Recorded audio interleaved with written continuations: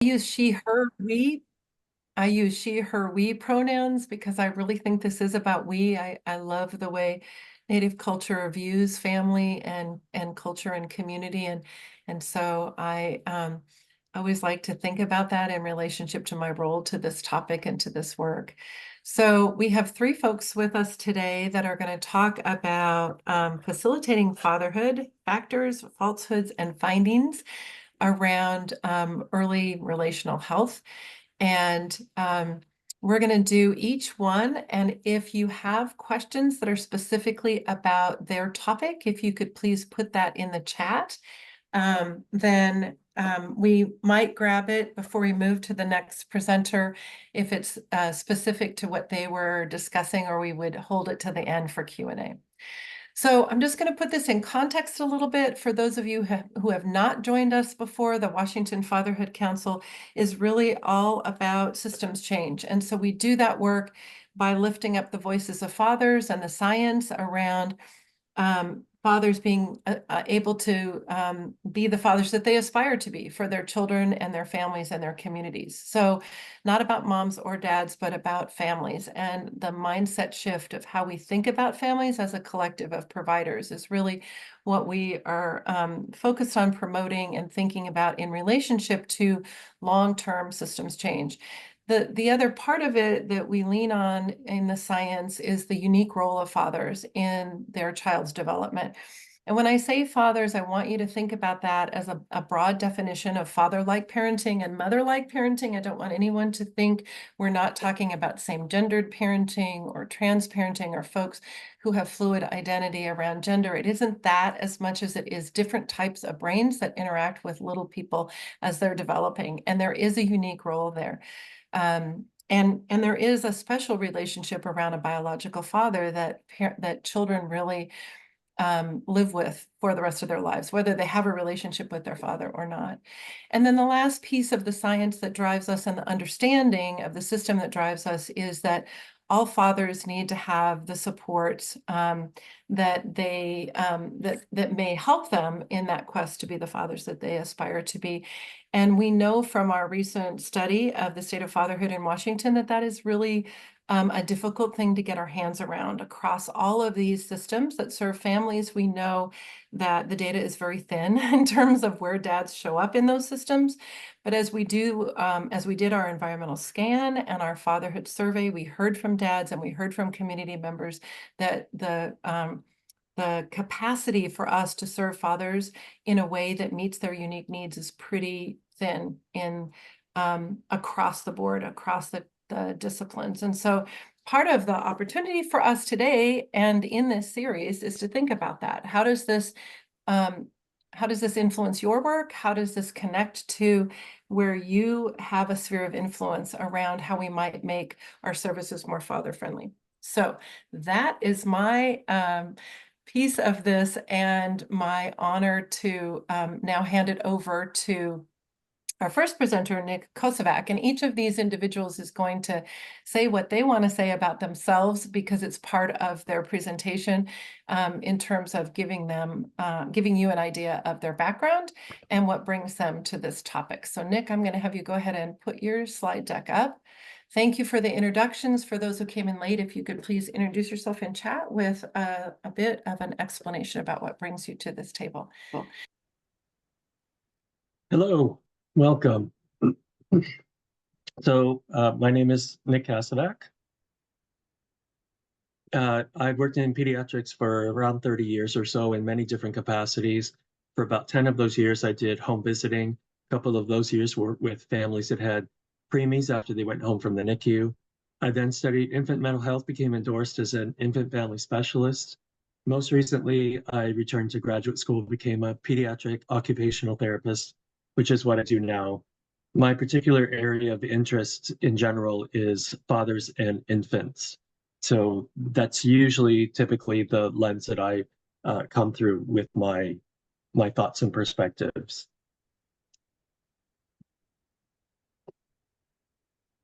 Okay, so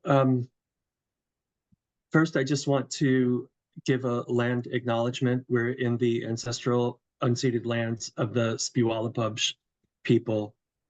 And even today, the tribes continue to fight for their rights to exist throughout their traditional homelands. And we express our sincere gratitude and appreciation to ancestors past, present elders, and future generations of these people that are still here, continuing to honor, illuminate, and share their ancient heritage. So the one concept that I want to introduce to you for you to think about through my talk and hopefully carry with you afterwards is the butterfly effect. And the basic definition of that is it's the concept that small causes can have large effects. Another way to think of it is changing one thing can change everything.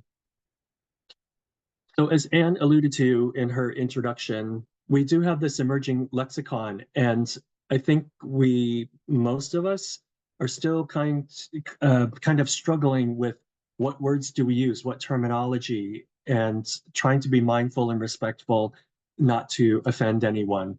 So where I may be saying father throughout my talk, it could refer to non-birthing parents.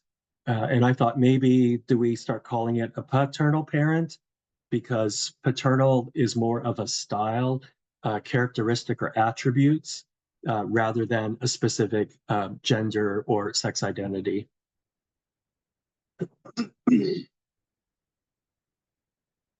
So fathers really want to support their partners. And when I do the conscious fathering class where I'm talking with expectant fathers, that's probably the number 2 response I get when I say, what are you thinking about? What worries you?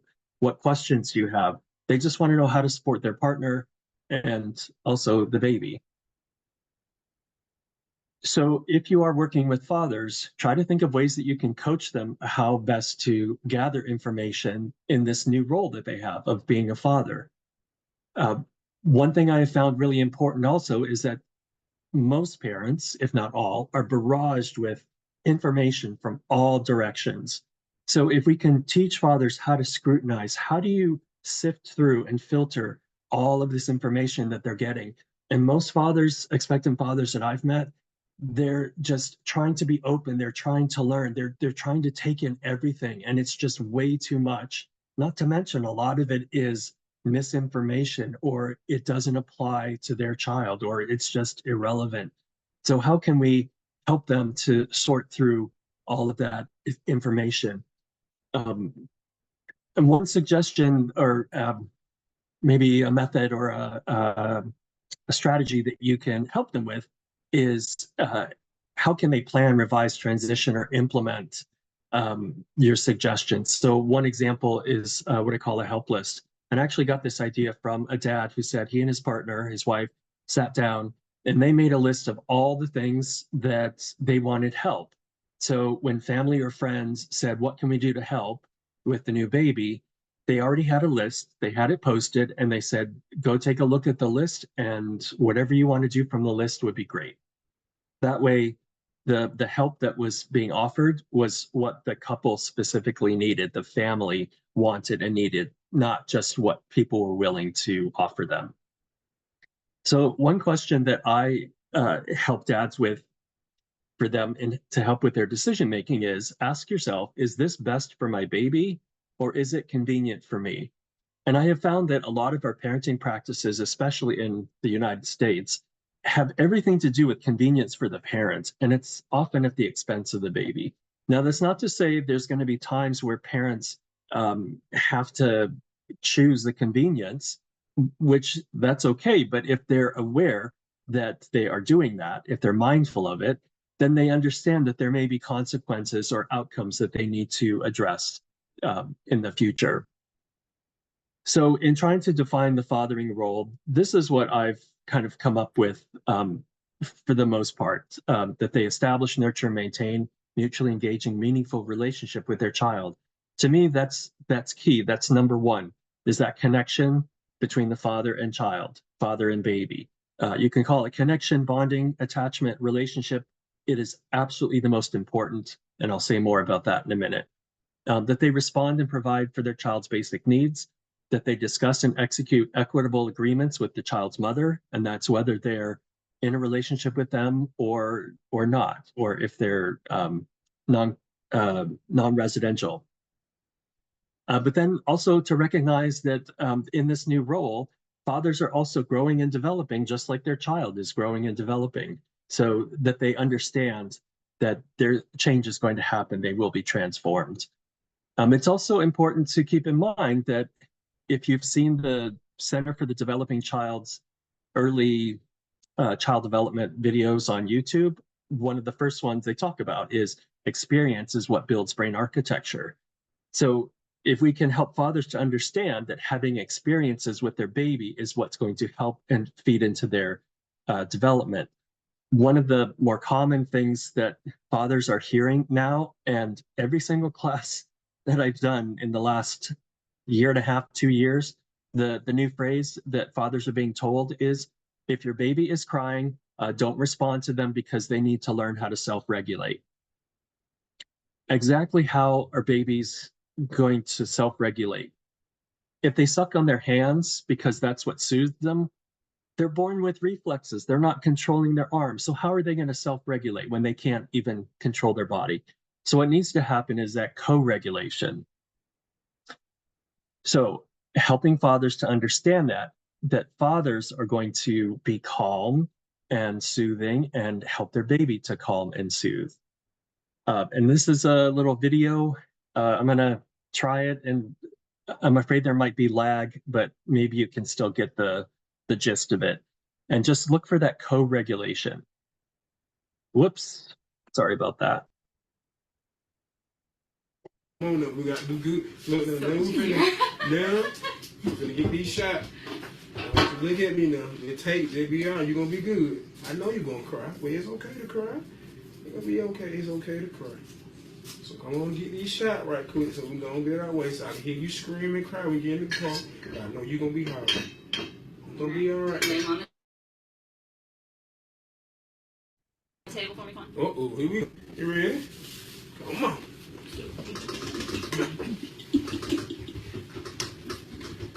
Come on.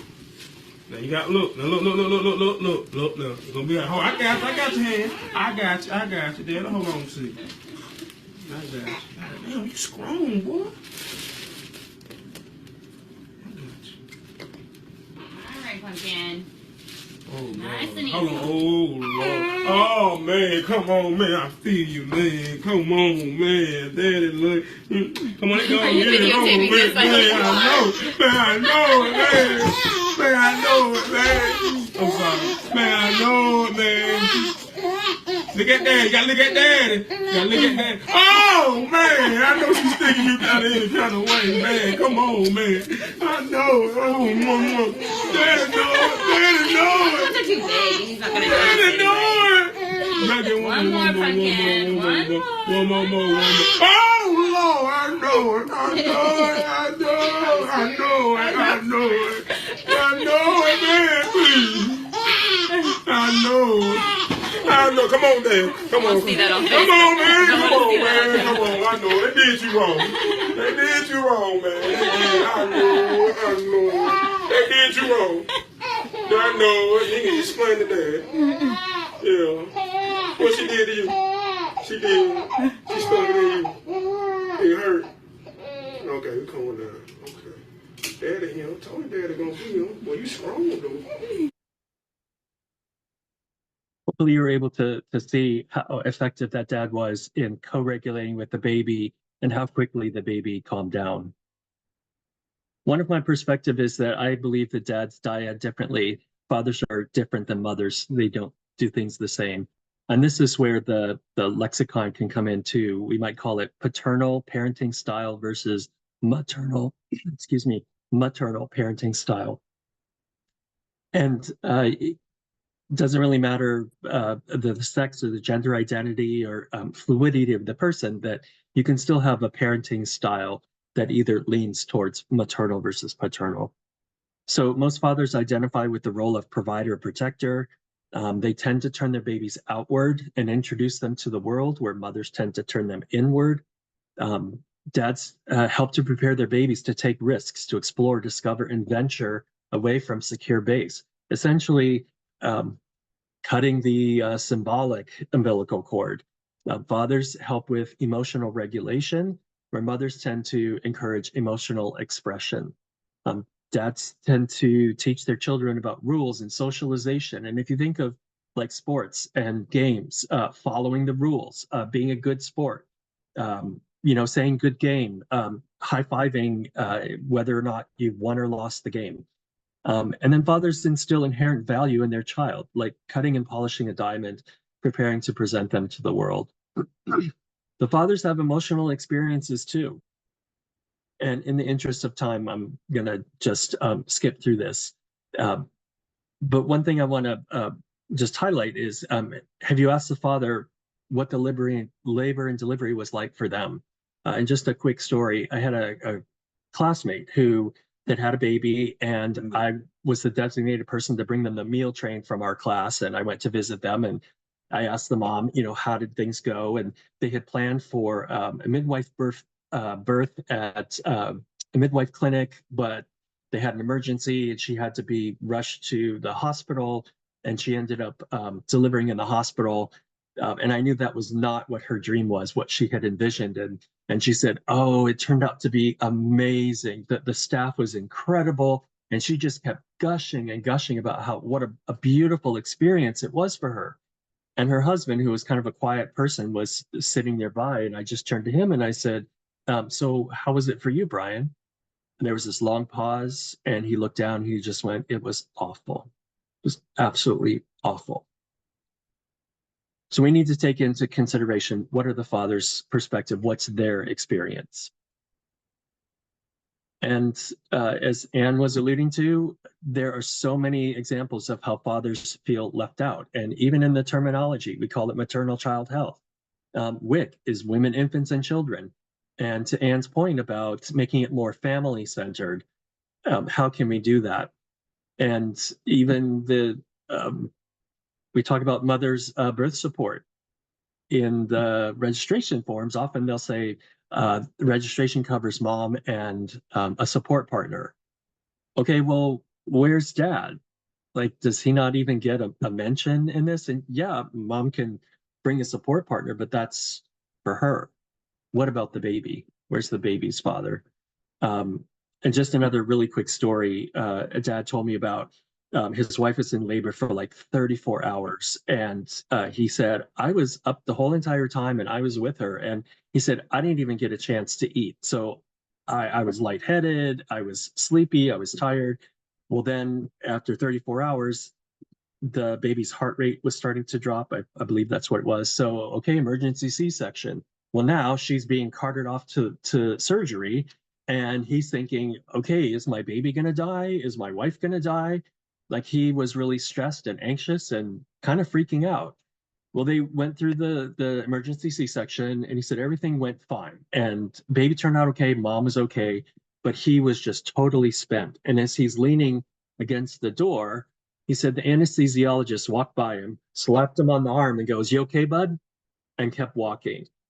And that's when he realized nobody had ever checked in with him to see how was he doing? Was he okay?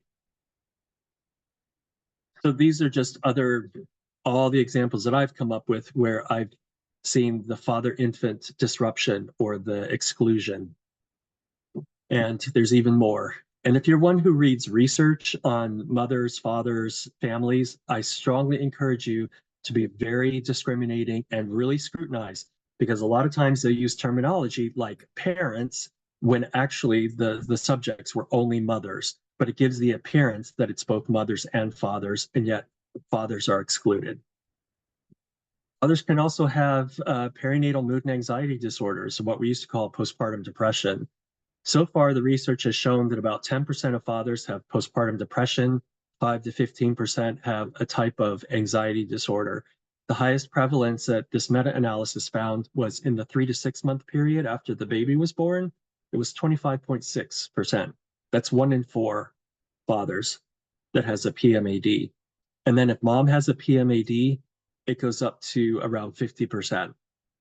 1 in 2 fathers will also have a PMAD along with mom. But what's important to know, the father's PMAD tends to show up after mother's shows up, and the symptoms or the changes are different. It's not the same.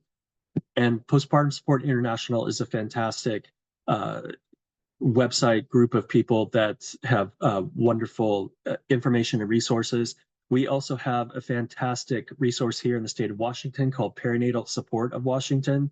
They actually have a dedicated father specialist named Nathan. He's a great guy.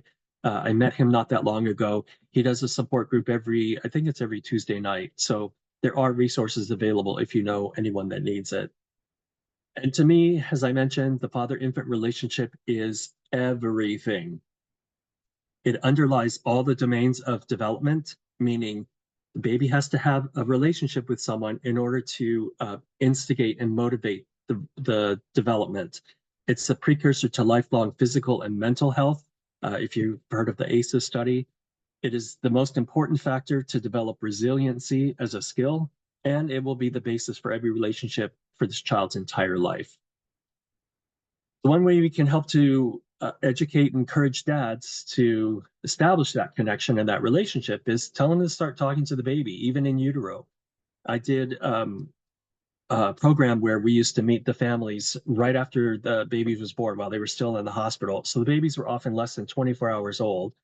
And while I was holding the baby, I would say to dad, call your baby's name or start talking to your baby. And every time, baby would turn their head towards dad's voice.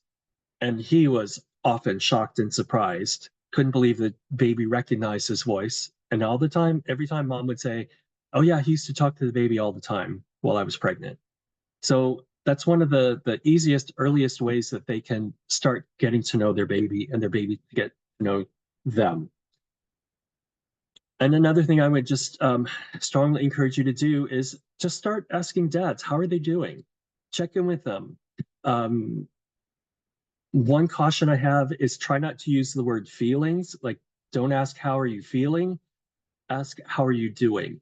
Because just in general, that paternal parenting style tends to focus on doing things. What are they doing? What can they do? So that's an easier way to kind of get in and find out what's going on with them. If you're going to explain to them anything about the baby or what's going on or highlight the connection between them, be sure you explain to them why it's important.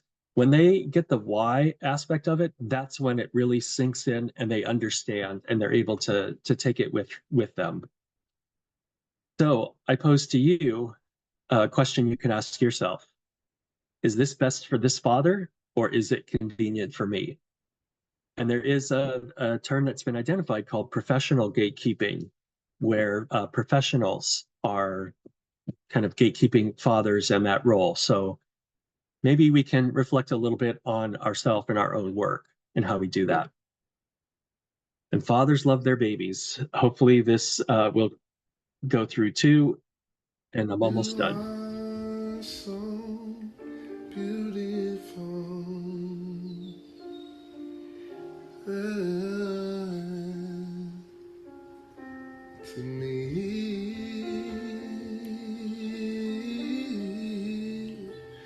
you are so beautiful.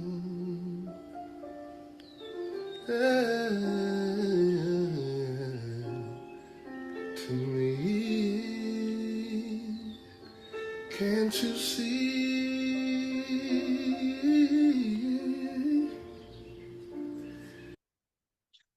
Fathers love their babies. So I bring you back to the butterfly effect. What one change can you make that will change everything? Thank you.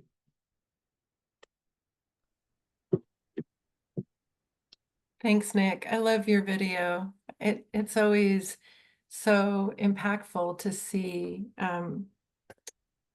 dads in love with their babies, in love with their kids. And I had a provider say to me once after watching a particularly difficult video, she said, once I've seen, Stephen, you can go ahead. I'm stalling for you to go ahead and put your slides up. She said, now that I've asked these questions of dads and now that I've heard this story, I can't unhear it, so it's that That narrative is so powerful to creating systems change. So we're going to switch gears here a little bit, and Stephen Thibert, who is a member of the Fatherhood Council and a dad who says yes to everything, anything anyone's ever asked, how can I be helpful? He's right there. And he's been incredibly involved in work around early relational health. So that's the frame with which he comes to this conversation. So Stephen, take it away. Yeah, thanks, Anne. Super grateful to be here. Thanks everyone for showing up to this discussion today. This is actually a really exciting, a full circle moment for me, right? So I'll get into my journey and my story and getting into this work and everything, but just to give some context, it's crazy. You know, I got into this, I would say, father advocacy space a little over 3 years ago after going through a rough custody battle and getting involved with the Fatherhood Council. And I remember when these provider learning series started 3 years ago. And so this is kind of I've been saying it's a full circle moment for me to, be tuning into a ton of those provider learning series and now being able to be a part of one. So I'm really excited for this. Now, um, just a little share a little bit about my journey and my backstory. We'll give you the Cliff Notes version here, but growing up, so when I was growing up, I had a dad that was really that I guess quintessential provider, right? He did a great job providing, and was always there physically, but really wasn't there mentally or emotionally in the way that I wish he would have been. He had a lot of past trauma that he was never able to heal and show up in the way that I wish he would have. And so it's become my mission as a father to show up in the way that I wish my father would have for my own son and make sure that I don't make some of those same mistakes, right?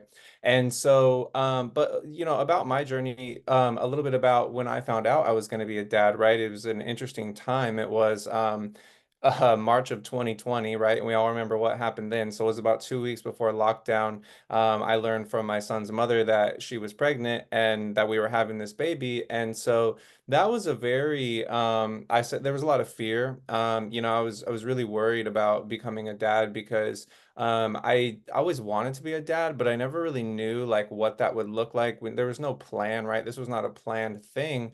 And so finding this out, it's like, oh shit, I really got to figure this out. I got to figure out how I can show up and be the best dad that I can be.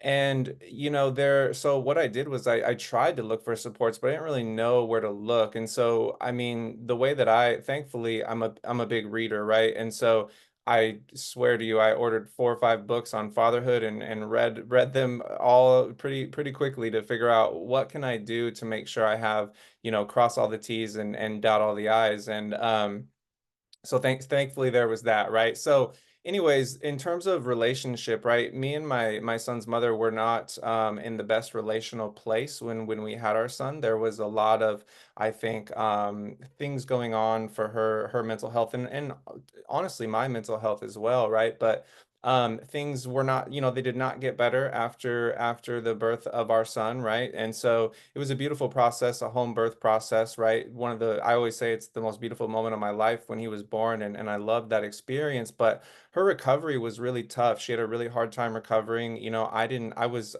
self-employed at the time, and so really couldn't take a lot of time off, right? Because that meant not making money and not being able to provide, which is what I think a lot of fathers worry about. And so I was only able to take a week off. Her recovery was really tough. I'm trying to, run a business at the time, which I no longer run, and at the same time take care of her recovering, help take care of the baby. Anyways, long story short, it didn't work out. 5 months. My son was 5 months old when we split. I won't dive too deep into that story, but she did have what I consider a mental health breakdown. I think it was related to postpartum depression, but that we can't say that for sure. But from the things that I've learned, I'm pretty confident that was the case. And unfortunately, because I held a boundary around things and said, if you're not going to get help for this, we can't continue to do this. I then became the enemy, right? And we were pitted against each other, right? in what Anne always refers to as like the winners versus losers, right? And so she was the first to strike. She you know, made some claims about me that turned out to be not true. Well, were not true, but you know, really put me behind the 8 ball, right? So long story short, you know, 6 months of fighting for my child, 40 grand later in attorney's fees and all this money that I didn't even have, but thankfully, you know, family was able to help step up and we fought for my son. And so that's really what, you know, attuned me to the fact that, you know, I felt really alone. I felt like I was being portrayed to be somebody I was not. And I felt like I was being made out to be the bad guy when in reality, I just wanted to be there for my son, right? And so I realized like it took a lot of, obviously a ton of financial resources that I'm blessed that I had the, you know, the family to help with that, but also it took a really heavy, as you can imagine, a really heavy emotional and mental toll on me, right? And so I realized I took a dad's class at the time through FES, the Family Education and Support Services in Thurston County, called Dynamic Dads.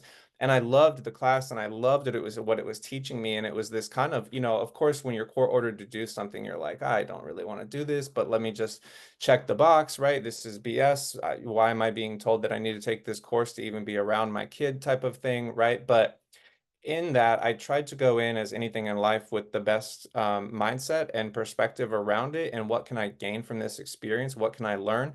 And the class was really shaped around actually what we're going to talk about today, and just in different words, right? Early relational health and infant mental health and the development. Of a child's brain and the influence that a father can play, as well as you know, what traumas get in the way, what was your own childhood like, all these things that we explored. And so I loved the class. And Keoki, I don't want to butcher his last name, but he's a great man, a great facilitator, and he actually connected me to Anne, because I met with Keoki after class one day and I said, hey, I know I'm going through a really hard time and this class has been good for me every Wednesday, but I think there's some dads here going through a really even harder time than me and are being painted to be even more the bad guy, when I don't know if that's necessarily the case. And so I said, how can I get more involved? And so that's when he referred me to the Fatherhood Council. And as Anne said, since then, I pretty much told her, sign me up for everything. If I have the capacity, I will do it. Right. And so, that being said, I'll dive a little bit into my path. And I know I didn't mention it here, but these are pictures of my son. So when he was born, when he was 1, when he was 2, when he was 3, we're gonna have to update this soon because he's turning 4 in December. And you know, I mean, needless to say, right? He means, as you can probably tell in these pictures, the kid means more than anything to me. He is the most important thing in my life. So before I get emotional here, I'm gonna go to the next slide. So that being said, right, once Anne got me involved down this or headed down this path, just coming to, you know, Fatherhood Council meetings and whatnot, opportunities have arisen, right? And that has it's so I've had to make some sacrifices career-wise. I work in the health and fitness space. As I said, I don't no longer run a business, but I'm making it work, right? I'm working for a couple different companies in that space. But what that's allowed me to do is really lean into these opportunities and build what I've coined career capital in this early relational health and fatherhood advocacy space, right? So I just want to touch on some of the current projects and initiatives I'm a part of. So obviously the Fatherhood Council, right? That's why we're all here. That's how I got started. I've been part of the Washington Prenatal to 3 Coalition and all of that work for getting close to a year now. I think it was last October when all of that started for me. It started a little bit before that, as at least the Who's at Your Table through the National Center for Parent Leadership work. And then I've been part of this Nurture Connection, as you can see the little logo down here, Nurture Connection Family Network Collaborative, as well as the Nurture Connection Steering Committee. And Nurture Connection is really the movement behind early relational health, the work of Dr. David Willis. If you're not familiar, I highly recommend you get familiarized with that. The website is nurtureconnection.org, where you can learn more. And then I just recently took a position at the National Center for Parent Leadership as part of their advisory council. I am a couple projects that I'm working on currently is a co-design of an early relational health interview guide. I'm a parent advisor for Reach Out and Read book committee, as well as we're working on a big project out of Michigan right now, which is a development of a provider training and competencies around early relational health. So just to give you an idea of the work that I'm involved in this space. And so let's dive into really why we're here, right? So today's learning objectives and what I want you to think about as we go through is reflecting on your current mindset about the important role of fathers in the development of well-being and flourishing for the next generation of children and families. To consider opportunities for expanding practices and other disruptive system changes that will advance father engagement and early relational health, and to become an advocate in Washington for father engagement in all early childhood system services and initiatives, something that we know there is a lack and a dire need there. So we'll continue to move on. So early relational health. What is early relational health, right? Early relational health is the state of emotional well-being that grows from the positive emotional connection between young children and their caregivers when they experience strong relationships with one another, right? And ERH is vital for creating the foundation for healthy development and lifelong well-being. So why does early relational health matter, right? It creates the necessary footing for young children to optimally learn about and engage in the world around them. It helps children to cultivate relationships throughout their lifetime. It lays the foundation for healthy brain development, which supports their well-being, learning, and behavior into adulthood. It's foundational early relationships that shape the well-being of both the child and the caregiver. So there is a reciprocal relationship that we'll dive into a little bit more around fathers here in a minute. And the two-way nature of early relationships affect two-generational health and well-being, both in the moment and for the long term. Let's see here. There we go. My slides are like behind. I'm like, don't want to hit it again because then it will advance too far. So it's waiting between. Because early relational health is vital for the health and well-being of every child and family, creating equitable access to early relational health resources and supports is vital, especially when it comes to thinking about those supports that fathers, right, or forefathers. Right. So early relational health actually embodies equity, right? Because it's celebrating the strengths and differences. So making ERH equitable means recognizing the importance of individuals and communities' social, cultural, political, ecological, and spiritual identities. It helps buffer against adversity. So historical and systems level inequities mean that certain families and communities are burdened disproportionately by stressors. Strong, positive, and nurturing relationships can buffer adversity for children and families. I think this is a really key highlight to early relational health. And unjust systems, policies, and practices drive unjust outcomes. So for people working with young children and their families, it's important to recognize and reject implicit biases and challenge policies and practices that may be prejudicial and, in fact, racist. We must also expose the root causes of unequal and unjust outcomes for children and families, right? And so this directly speaks to what we're talking about around dads having a lack of support, dads not being acknowledged, right? Dads not being really just painted, like put into this equation, right? So let's talk about how fathers support children's development, right? So fathers support child and maternal health. Fathers also support school and career success. Fathers really, and this is unique to fathers, I believe, really supports healthy risk taking, as well as managing emotions, right? It's so important that we teach our children how to manage their emotions in a healthy way. And I think as fathers, it's important that, again, back to my story about my dad, I think it's important that we address our own traumas and our own learn to process our emotions in a really healthy way so that that doesn't show up in a negative or ugly way, as we're helping this young child grow and thrive, right? So what can prenatal father engagement look like, right? So it supports healthy habits for mothers. They can frequently attend doctor's visits, right? They can try a class for new or expectant parents, right? So something like conscious fathering is a great class in this instance. Talk, read, and sing to the baby or baby to be. I think this is something that's overlooked that I didn't even know about until I read it in a book, right? So I don't think this is something that's talked about enough. I know Nick has a really good slide on this as well. And really important for fathers to be present for labor, delivery, and be there immediately after birth, right? And so children with positive and attuned relationships with fathers tend to be more confident and have higher self-esteem, enjoy stronger early connections with peers. They perform better academically, specifically in reading and math scores. They have stronger language and cognitive skills. They will be more social throughout early childhood, and they'll have positive benefits that last well into adulthood. And this is the one that I really want to highlight, right, is healthy risk taking. So, and there's a really great book on this called The Art of Roughhousing, which is a book that I really like. But fathers tend to encourage more problem solving and healthy risk taking among their children. Fathers also provide security in the context of controlled excitement of play or discipline. And fatherhood is a transformative experience for fathers and their children, right? There's the emotional bonding and connection, increased sense of responsibility, which is a huge one, and I think can be really fulfilling, right? And really feels like it, for me at least, and I can only speak for myself, but for many other fathers I've come into contact with, that increased sense of responsibility really gives more meaning to your life, right? There's a positive influence on child development, which again really kind of it goes back into that fulfillment, right? That you're helping this child grow in a really healthy and positive way, right? And again, as you can see, this is cyclical, right? Because in the enhanced well-being for dads, right? The active involvement in parenting and having this influence on this child really is fulfilling and enhances our overall well-being, which is going to buffer against stress, which again is that relational health at play, right?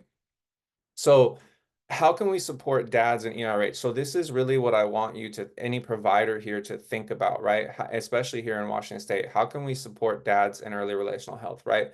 The number one thing that we can do is leave your biases at the door and realize dads want to be involved with their children's upbringing, right? If it's a contentious situation, no matter what mom's saying, get in contact with dad, see how he really feels, right? Because I would venture to guess that he does want to be involved in his child's life. And back to what Nick mentioned about gatekeeping, there can be some of that going on sometimes when things are not in a great place co-parenting wise, right?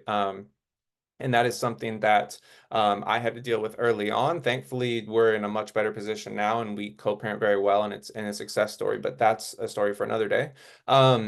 Another thing is educate staff members and colleagues how important of a role dads play in early childhood and beyond. Right? We have some of these, I would say, individuals in systems that are part of the Fatherhood Council that are just amazing. Right? They're advocates for dads. They're sharing the work that's going on in the Fatherhood Council and their takeaways around early relational health, right? But we need more of that. We need advocates. We need people championing fathers and how important the role is that dads play in the life of young children, right?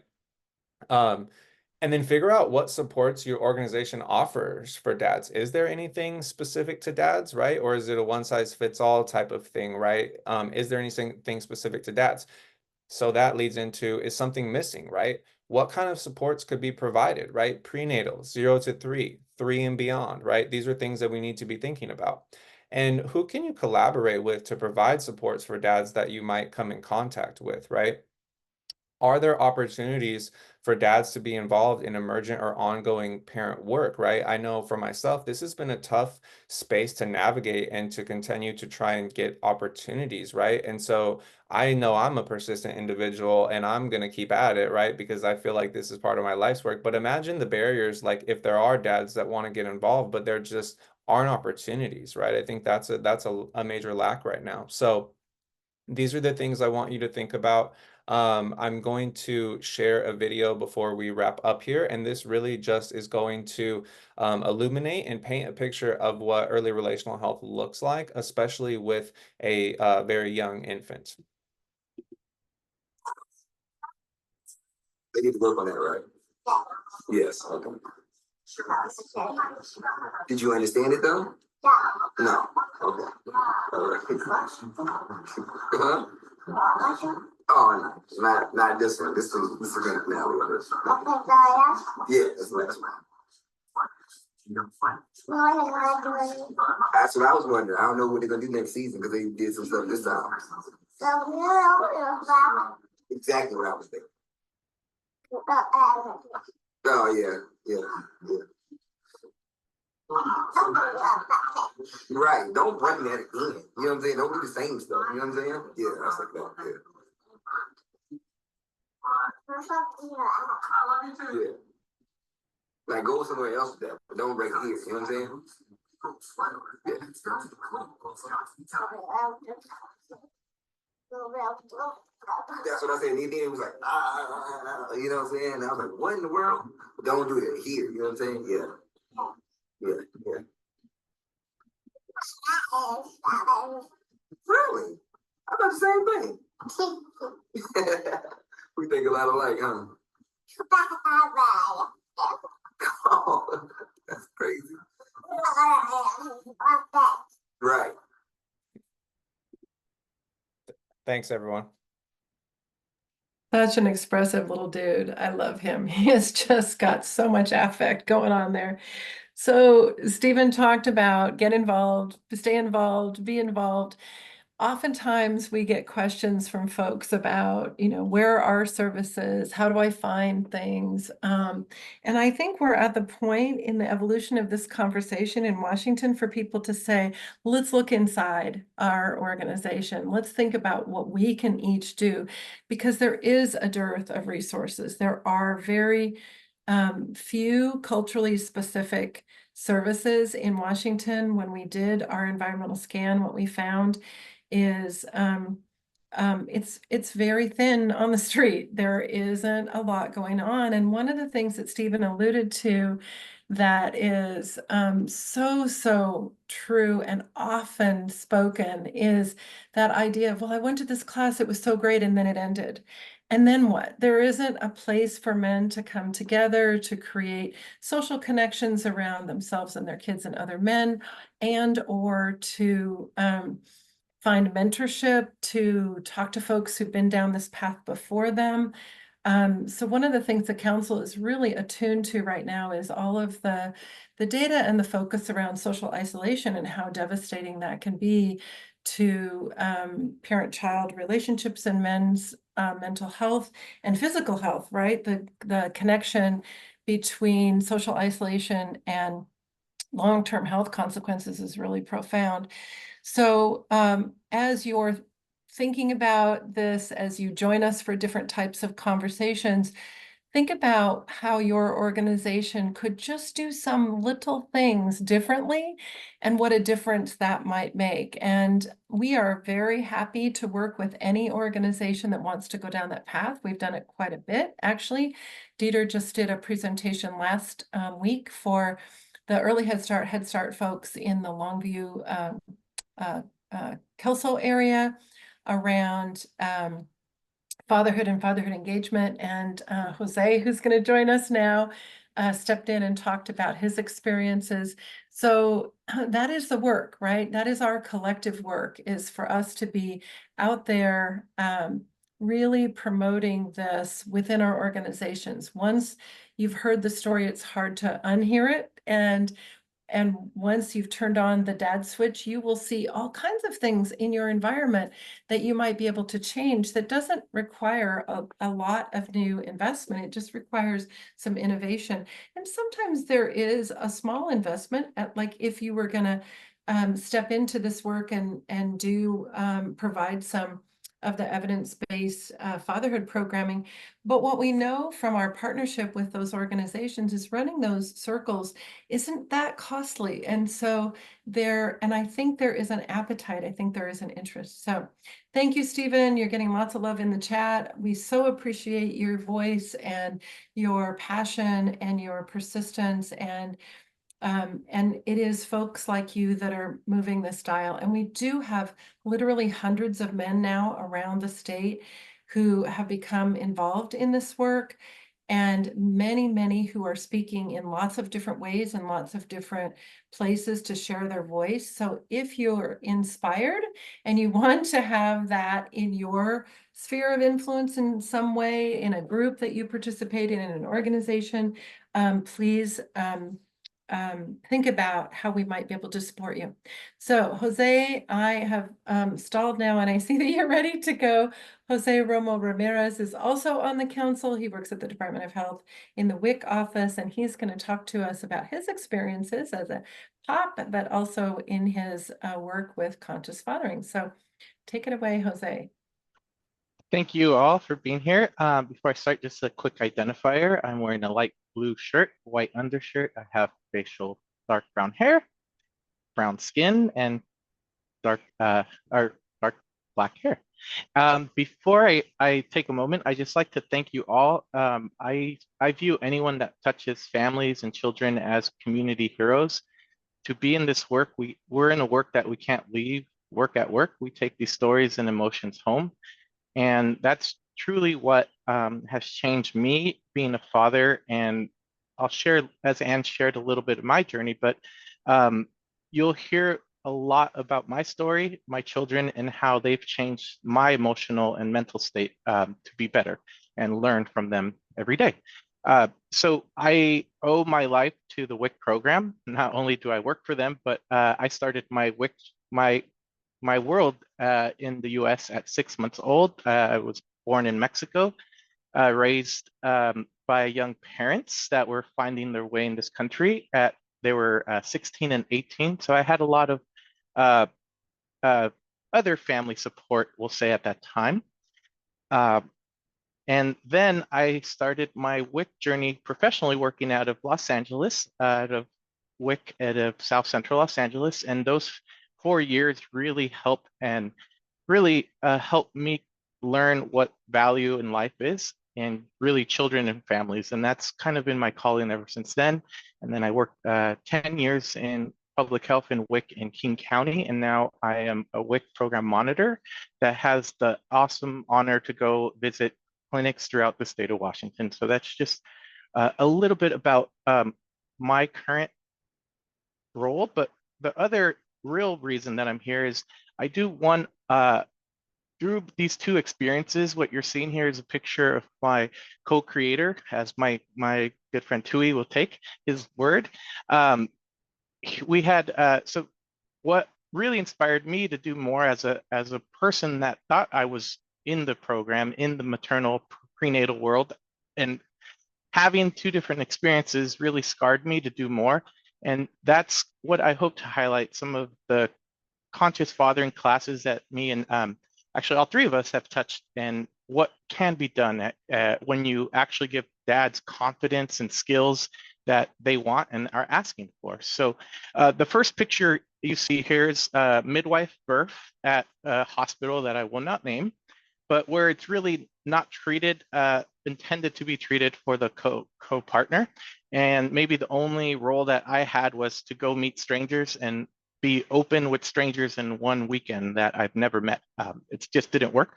And it was really that approach. I was never screened, I was never, and then the second picture is our home birth at home with my daughter present. And I really owe all this, really this gratitude to a different approach that was inclusive of the partner from day one. And I owe all this credit to Ann Olson, who is a midwife who just retired.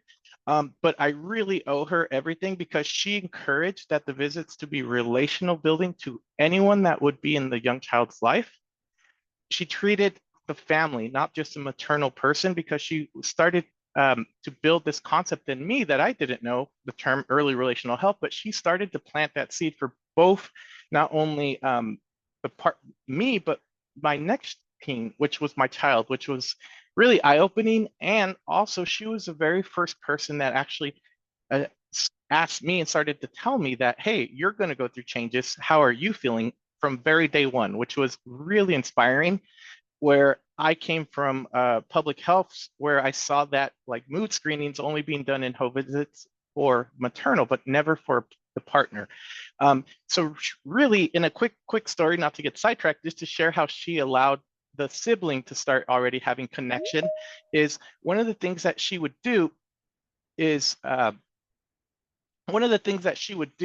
is she would allow my child to actually do the ultrasound, but she would always give her something to take. And what she would give her would be a little memory of her sibling growing, so that she would have a connection emotionally and talk to her. But what the cool story is, she would actually give her different stages of fetus. So if you just want to imagine a conversation starter at a grocery store, do you want to see my baby? So it was really, really inspiring. And I owe her all the credit to really who I am as a parent now, and still learning. She really inspired me. So, but the real reason that my children really changed my life. Um, basically allowing me to talk to expecting dads in this class really is trauma healing for me.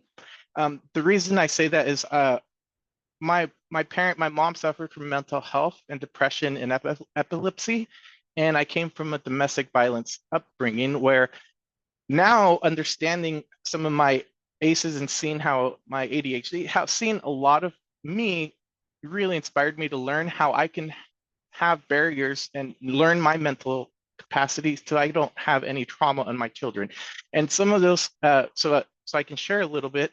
Some of you may have heard other presentations that know my milk story, but if I go to a social event, especially a children's party, I already am on edge because if I see spilled milk, it really brings me back to where I would physically get hit, because unfortunately my parents didn't have any what I call discipline rituals or parenting rituals, where instead of seeing it as, oh dang, niño otra vez, like I have to clean, instead of seeing it as a learning opportunity where they could have said, oh great son, you're going to learn how a mop works today, instead of hitting me with the mop. So different things that really has helped me and trying to heal as my children. So and before I had kids, I'm sure someone in your life has mentioned the term, wait till you become a parent. And I never knew what that really meant until I had my own.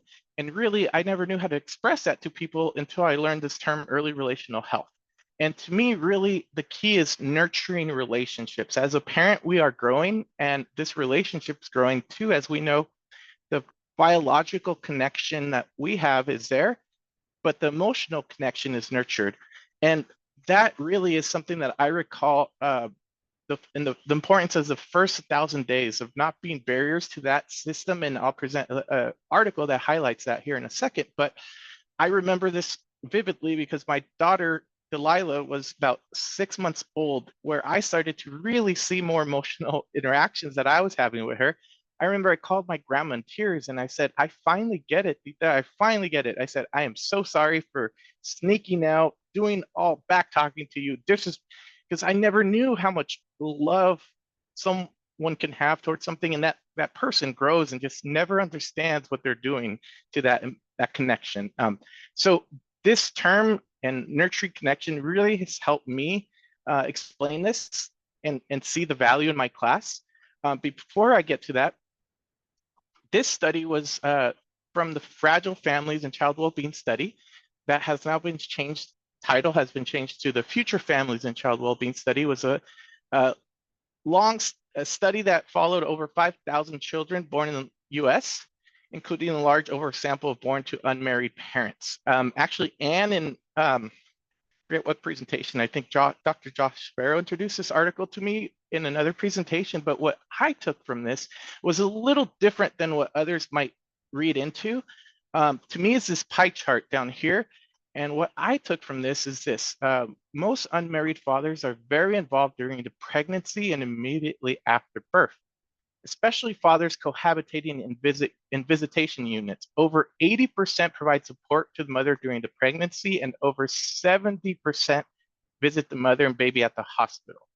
This is that early relational health. In the class, I do a lot of emotional and storytelling in my conscious fathering class, but it's really, we all in the world, in whatever faith you have, we know that this is one of the most beautiful times. And I always try to let people come back and reflect and let go and build on that.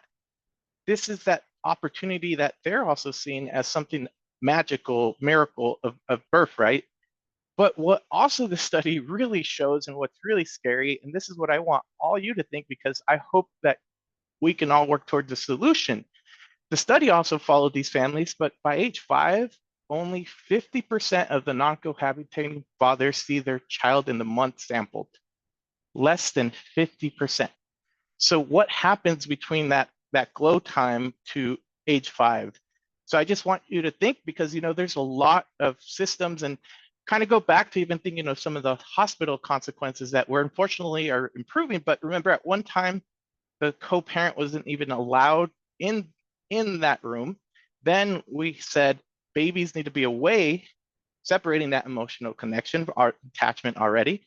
now we've been doing a great job, right, of birthing centers, birthing in the room, and parental leave, which is an awesome, awesome thing to help that first 1,000 days. But we're not giving our families tools. And that's really where conscious fathering comes in.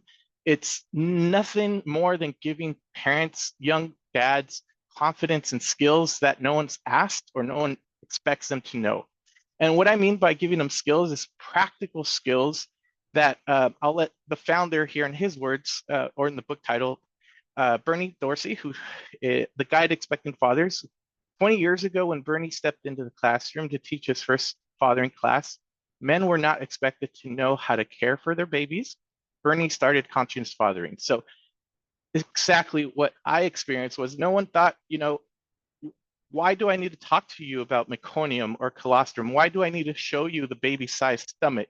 In this class that I do, we're building confidence so that the gentlemen and the partners, it's about a 3 to 4 hour class, and we're building confidence so that they can support their partners. And the way in my class that we give this confidence, it's not to go and explain and say, hey, I know more about your breast now. No, that's not the goal of this class. The goal is to help create win-win situations and support your partner when they're in the need. And one of the things that I do is I challenge the men to know when to use this information appropriately and when's the best. So an example, your partner's having stressful moments about, feeding. There's where you pull out this thing in the back as a tool. Hey, babe, what you know about colostrum? Those are the moments, special moments that this gives confidence for the bonding and support. And one of the things that I do, and I want, before I get deeper into the class, I open my class with this, and I have to have a disclaimer. I do not work for Dove, but this is how I start my class, with emotional connection, and start introducing a concept that I'm going to introduce to everyone, how parenting, our parenting rituals are parenting success, and parenting rituals are everything for the definition. And I'll share that here in a second, but let me highlight this emotional story. It's a 1 quick minute, and I do not work for Dove. That's my disclaimer. I couldn't really comprehend me being a parent. Oh, sorry. Me being a dad? How's that gonna be? Dear future dads, Αγαπητοί μελλοντικοί πατέρες, querido futuro papai. Children, as they're coming into the world, they need that time with both their parents. I remember when she came out, it felt like time stopped, and she just started looking around. It was exciting and scary. do whatever you can to take time off. You're never gonna regret it. You're never gonna get it back. There's a lot of great bonding that happens in those first couple of weeks and months. I knew I just had to be there. I had to be there no matter what. First time your kid runs at you from daycare and they're like, "Daddy, daddy, daddy," it's like, I'm a puddle. You own me. When my daughter tells me I'm her best friend, that's the best part. I'm her best friend. When my kid just walks up to me and hugs me for no reason, I never felt that in my life until I had him, you know, so it's nice.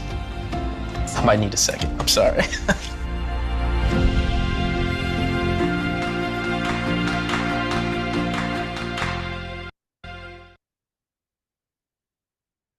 I always need a moment after that. So the concept that I try to introduce, I really start to introduce this idea of parenting as a process of becoming, as a process of one, becoming and growing, not meaning that you're a parent already. So to me, I like to use this definition in my class called the act, like I just said, the act or the process of becoming a parent, because the way that I see it is how rituals are parenting experience. So when we go back to our childhood and our memory banks, unfortunately for some of us, like me, we have a lot of the ACEs that come back. So we have opportunities as parents to start doing either two things: having great rituals, as I say, parenting experiences are great rituals, or having traumatic in their childhood bank. So to me, the benefits of creating parenting rituals are creating consistent, predictable experiences are the roadmap to parenting success. And that's what a lot of this class starts building from day one. It gives parents confidence. And that's exactly what I've seen is needed from the classes that I do. It promotes childhood experiences, creates time to talk together, creates healthy behaviors, and it helps build emotional emotional connection in relationships. So in my class, this is early relational in practice from Nurturing Connection slide that I borrowed from Stephen. The class is built on these concepts. Everything is eye contact, mirroring, holding baby, feeding baby, soothing baby, changing baby. So if we see these things, what I'm really doing in this class is giving gentlemen confidence, giving them practical skills. And I have a lot of challenge questions that I ask them. And one of the first challenge questions that I ask is, when do you expect to take out your child by yourself? I ask them in the first month of their child's life. I want them to have the confidence already to start thinking about that and know that they're capable and they have it. They have all the skills. It's just no one's told them that, we've said the hospital of it going back again saying, hey, we didn't think you can, but wait, yes, you can. You have everything.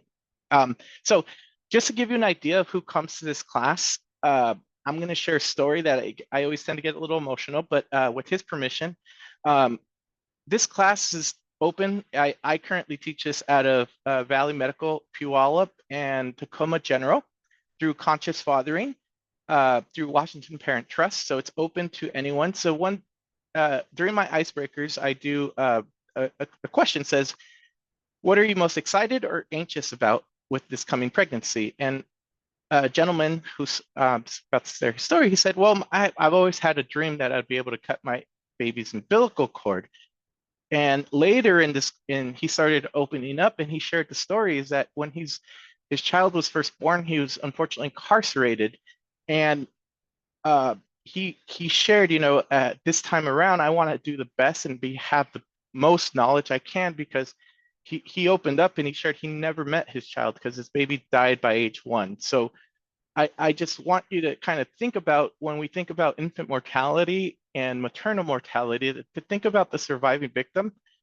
This gentleman spent 10 years incarcerated with that sorrow. He almost wanted to take his life several times. He said, if I'm going to have the second chance, I'm going to be the best dad in the world, the best person, and I'm here to learn. Still to this day, he's asking questions, and that's the people that come to this class when they're empowered and given the chance.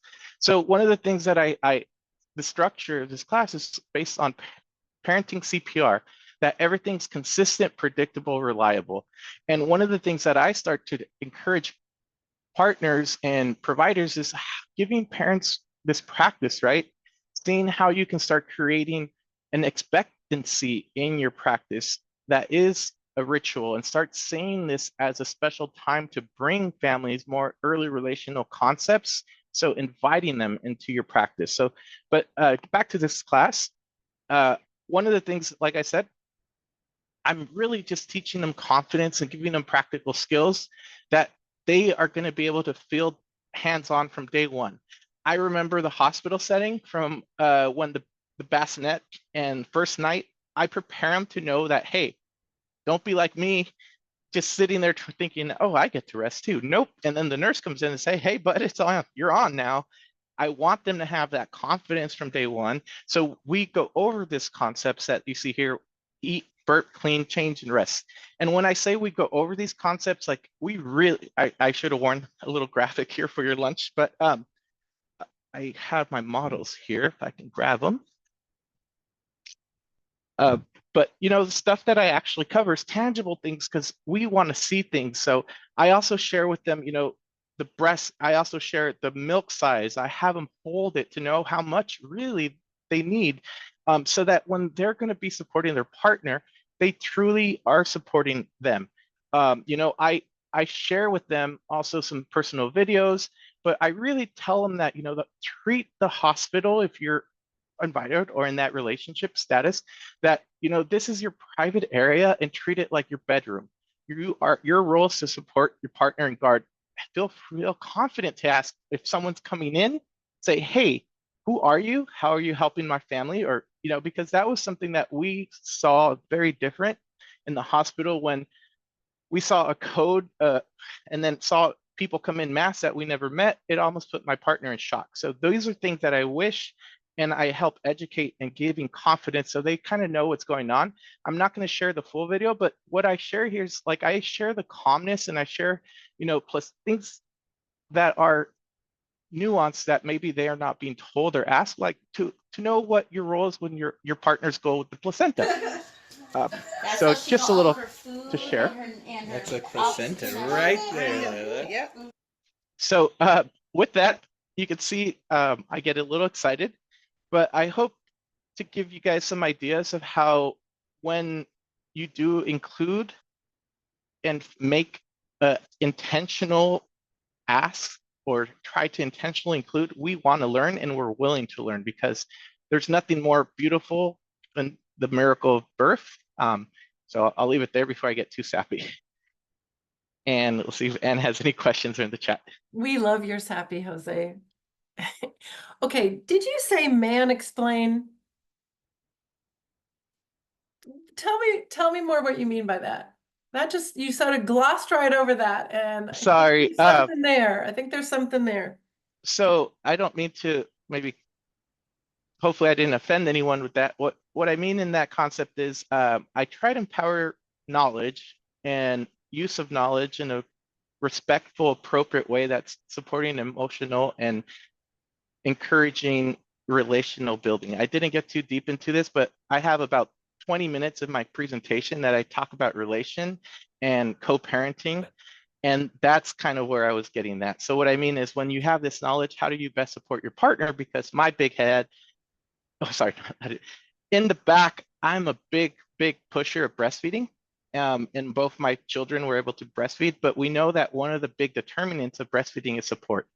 And that's why I'm trying to create that win-win. And that's what I mean by don't come in and try to just mansplaining that term that more millennials using, that, hey, I'm patriarchy and now you got to listen to me. So that's hopefully, thank you for calling me out. No, I just think it's really a subtext under all of this is how folks get along in a world that has all of these really complex gender relationships, right? People say, oh gosh, why are we worried about men? Men run the world. Well, this is why, because there are a lot of men who are struggling in their ability to be parent, to become a parent, because our systems are pretty hardwired to create a lot of barriers. And so I just, any chance I get to put some of that out there on the table is helpful. So all three of you, thank you, thank you. There is lots of love coming to you all in the chat. Just a few questions or thoughts to maybe sort of ponder. So Nick, you talked about peripartum mood disorders, or I guess now the language has changed since I was involved in that world, but the idea of the fact that, this is really prevalent with fathers and actually co-occurring at a higher rate when moms are also having those challenges. And we just had an amazing win in the legislature last go round where Medicaid is now paying for 2 screens in those perinatal or postpartum visits. Yeehaw, go HCA. Thank you for your hard work on that.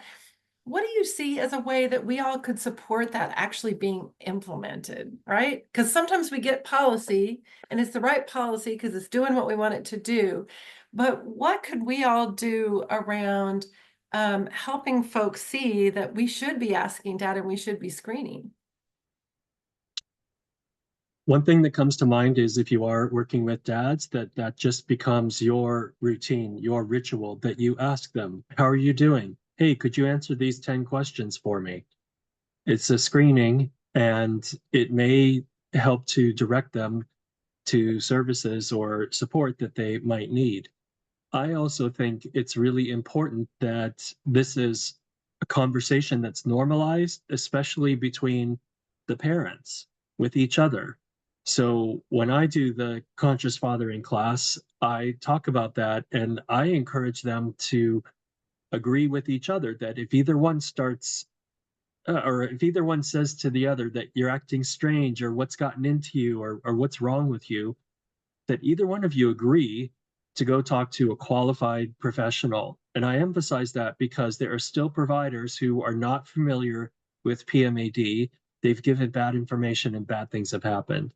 And this is where I really strongly promote Perinatal Support of Washington, because they do have providers that are qualified, that are educated, and they have the supports uh, to support those families in need, both both parents, including an 800 warm line that you can Yeah. call at any time.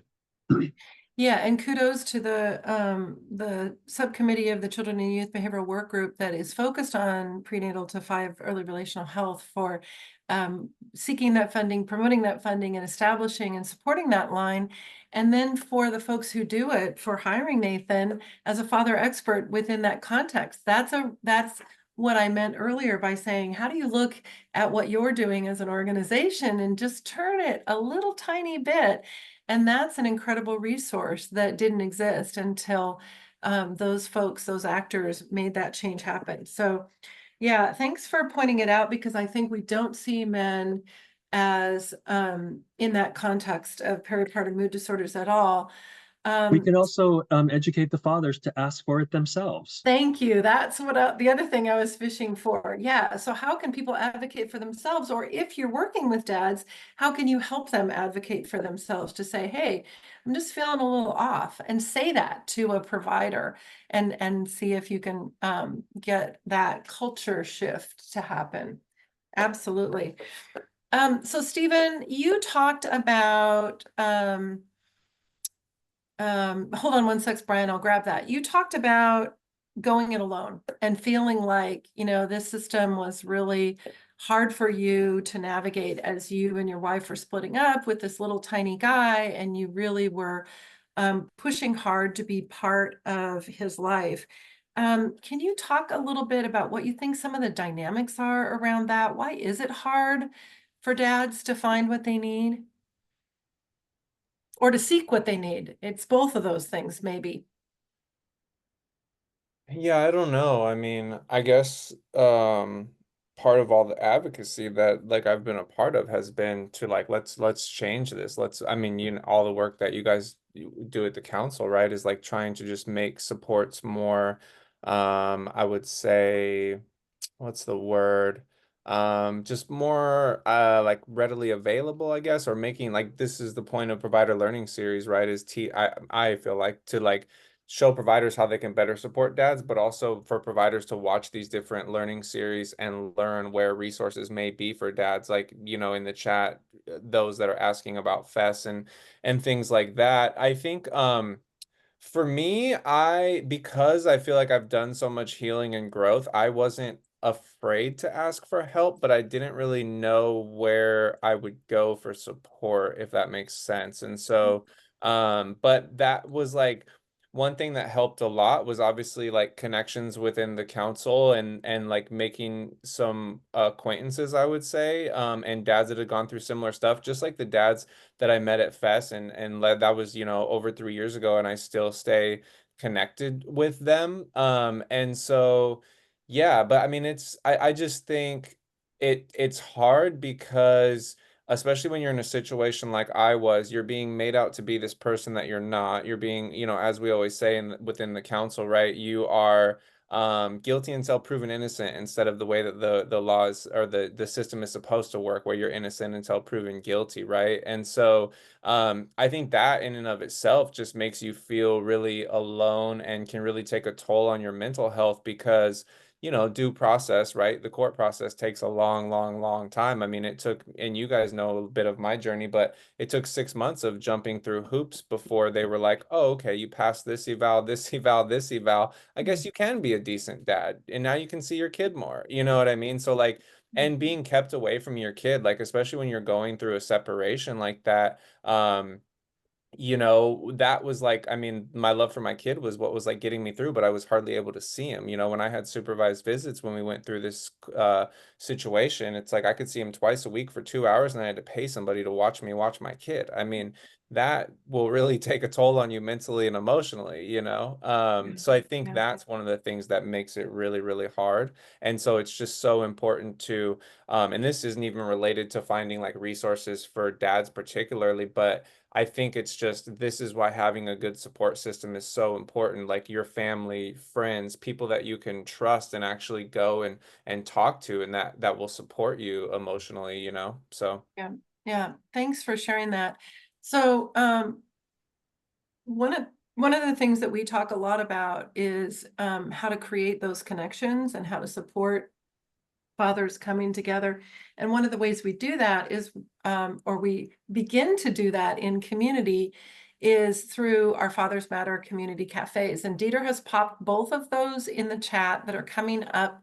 One is going to be down in Clark County. And even if you went to one previously in Clark County, this is a group that's going to take what they talked about the first time, add new players, add new voices, and try and create an ongoing group. So to your point, Stephen, the idea of creating spaces where men can continue to come together is really a priority for the council. So if you can join one of those conversations, if you bring your agency perspective or your perspective as a father, they're both super important. So one is the 21st of September.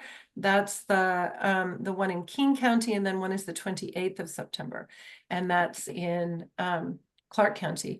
So that's one way that we are trying to create informal networks of fathers, is to do these cafes, and then hopefully folks in the community will keep them going. And there are now 3 that are. So Kitsap County has an ongoing fatherhood group. The Tulalip tribes have an ongoing fatherhood group. And we hope that Clark will as well.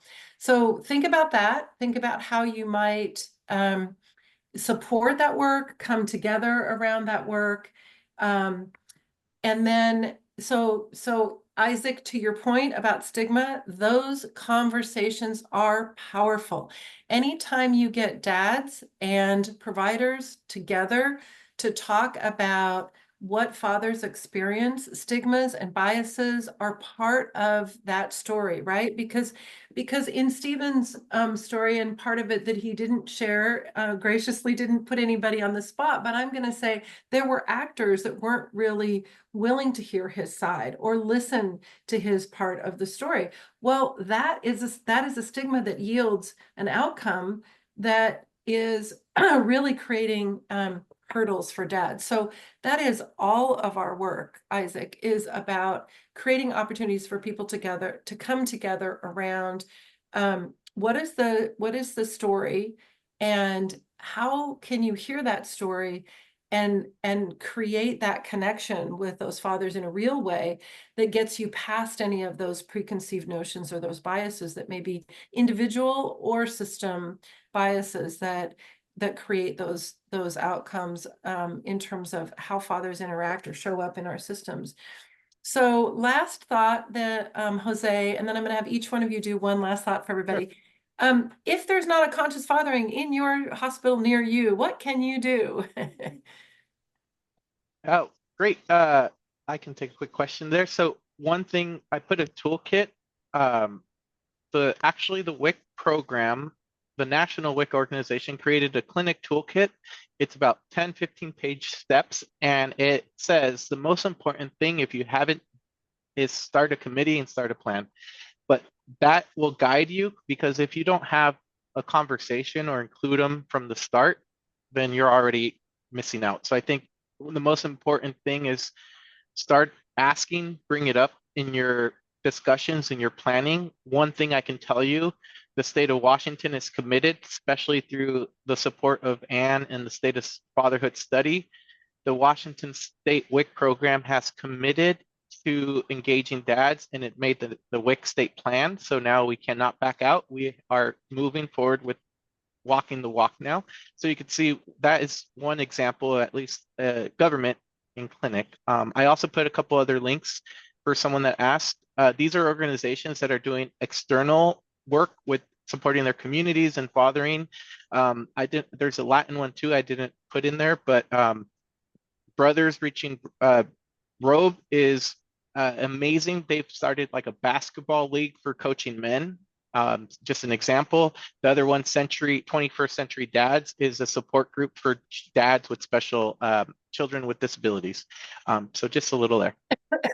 Okay, so just one quick sentence, each of you, that you want to leave people with. What do you want people to walk away from this thinking about? Nick, you want to start us off? Sure. Mine would be the butterfly effect. What one change can you make that will change everything? Awesome. Stephen? Yeah, I think just reflecting on what are the ways that we can support dads and how can you take action today, tomorrow? What's the first step for you? Awesome. Thank you. Jose? Anne, there's no such thing as a deadbeat dad. That's an emotional word to no empathy towards that. So ban the term deadbeat dad whenever you hear it. And give every dad a baby carrier. a tummy pack. Oh, that's my initiative, right? Yes. I can hardly wait. It's going to happen, Jose. It's going to happen. So thank you, everyone, for joining us. Dieter has put the survey in the chat to give your feedback. We have also got another provider learning series happening in September around fatherhood circles. So if you are interested in how you can work with dads to decrease social isolation, think about how we bring fathers together, please do come to that and listen to this wonderful conversation with Nikki Wilkes, who we've worked with before. Nikki facilitated our fatherhood panel at our summit in June, and he was fantastic. And he runs a group called Journeyman on Vancouver Island, and they do a lot of ritual and rites of passage work, but they also do father circles and councils. And so he's going to talk about that, and he's got a couple dads joining him that have been part of that process. And we would love to replicate that. We would love for there to be circles like this all over the state. So please do come. There's going to be a little bit of a lull in the activity over the holidays. Our grant for the Provider Learning Series renews in January, so stay tuned. You won't see anything from us for a couple of months, but that doesn't mean it has stopped. It just means that we have to go through the process of setting up our next grant. But you all are dad allies. We are so excited that you're here and leaning into this work with us. And if you have sent me a note that says, Anne, please reach out to me. If you could reach out to me, that would be fantastic. I will try and capture all of those, but there is just a lot going on. And so if you want to learn more, get more involved, reach out to us. Our contact info is on the website. Last thing I'm going to let you know, go to our website and you will see a father-friendly resources map. Lots of people have been asking about where they can find resources. If you provide a resource and it's not on that map, let us know. We will add it. If you go to that map and you're thinking there's nothing in my area and you find some, give them a call. Even if it's not exactly what you're looking for, because chances are they have fathers in their sights and they are thinking about it and they may help you find something else. So, oh, thank you, Dieter. You're just always on it. And lastly, I just want to thank Dieter for all of his incredible hard work in making these things happen for you all.